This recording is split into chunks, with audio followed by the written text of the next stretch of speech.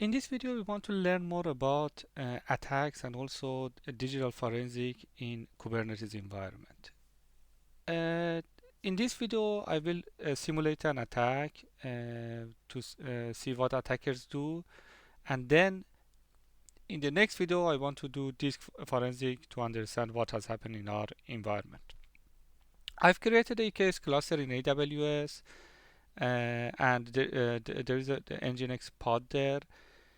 I assume that attackers use some vulnerabilities to gain a first foothold there. So I'm just using kubectl to connect to this machine, but attackers can use exploit to gain this sort of access. So when they gain a foothold there, they usually run commands like who am I to just learn more about the system, or uname dash I to uh, dash A to understand the underlying operating system. And the other tab that I have here is my attacker's machine. So if at one point we need to do reverse shell or this sort of thing, we can use this machine. Here, let's poke around a little bit more. For example, check passwd and maybe even etc shadow file. This is just generating some event that we can use it in the next stage of our analysis, which is forensic. Now, now that we have access to the machine, let's also install some packages there. I want to install packages like OpenSSH, wget, curl, and nano there. So let's move forward with that.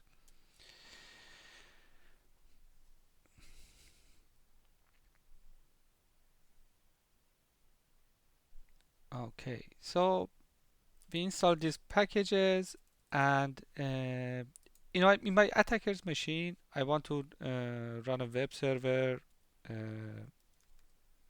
So on port 8000, so I can download some file from there. So I have a beacon file that I want to download in this pod. Here we are. So let's check the beacon file. Basically, there's just a bash script. It check the IP of the machine, the pod, the host name, and it uses a curl command to send this information to our remote server.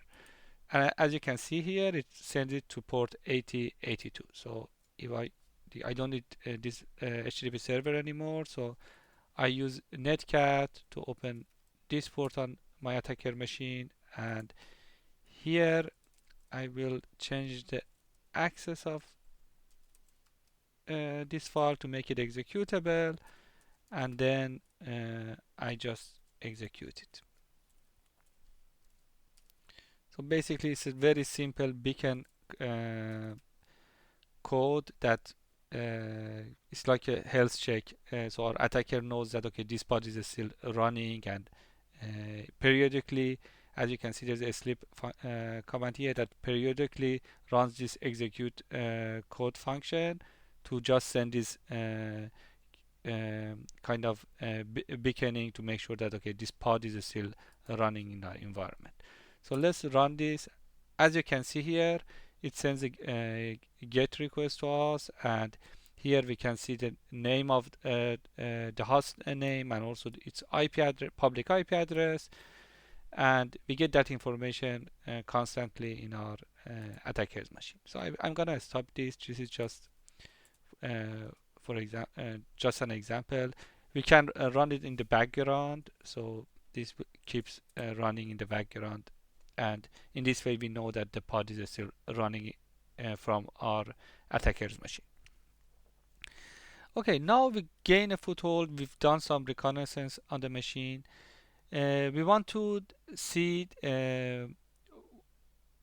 you ideally want to do privilege escalation. We want to escape from the pod to the host. So we go back to this chart that Microsoft has created. In the privilege escalation for Kubernetes environment, the first option is privilege containers. So the containers can be created with privilege accesses. This means that from the container, we have access to the underlying EC2 instance file system. There are different misconfiguration that engineers can do, that attackers can use them to do privilege escalation. Bishop Fox, they wrote a really nice blog about it, and as you can see, these are the, for example, 8 options that they explored. And if the pod is privilege only, they suggest that okay, just if you want to do privilege escalation, just mount the host file system to your pod and follow the instruction to do the privilege escalation.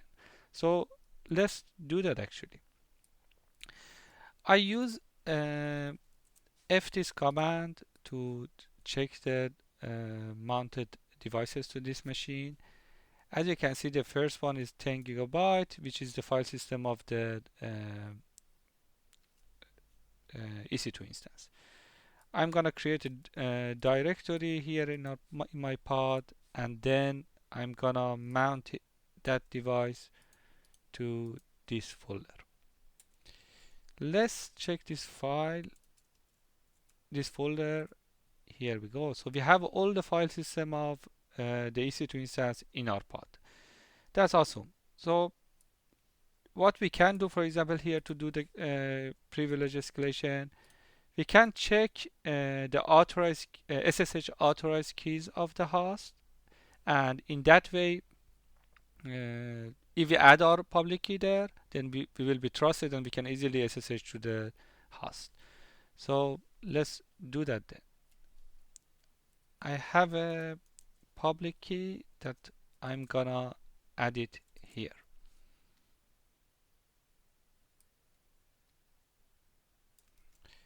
So let me grab my public key. Here we are.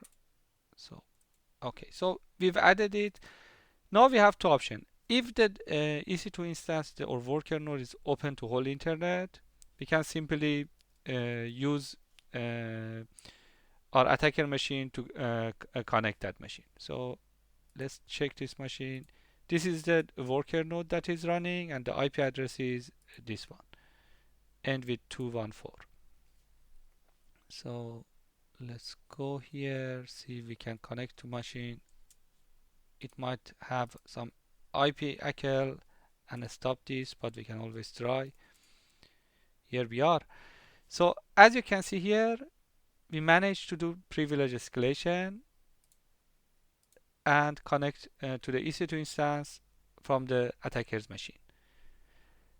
So that's awesome. If the EC2 instance was not exposed to whole internet, we could just copy the private key here in the pod and then use the private IP address of the host to connect to it. But in this case, we don't need to do that because it's open to whole internet, and we managed to easily connect to the host. That's awesome. So I will again run some commands here to just generate some events for us, like pass WD. I will check it here, and I also say who am I. Yeah, that's awesome. So we managed to do recurrences in the pod, find that we realize that okay, this is a privileged container. We mounted the file system of the host to the pod, and I added our public key to the authorized key, and we managed to SSH to the EC2 instance. And usually attackers here, when they gain access to the worker node, they look for secrets there. For example, there might be a AWS access keys there.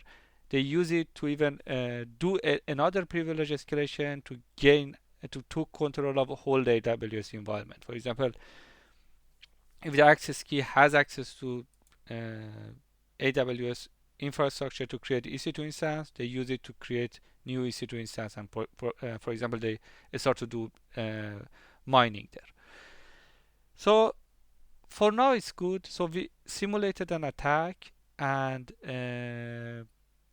we generated some events. In the next video, we want to see okay how we can do forensic in this environment.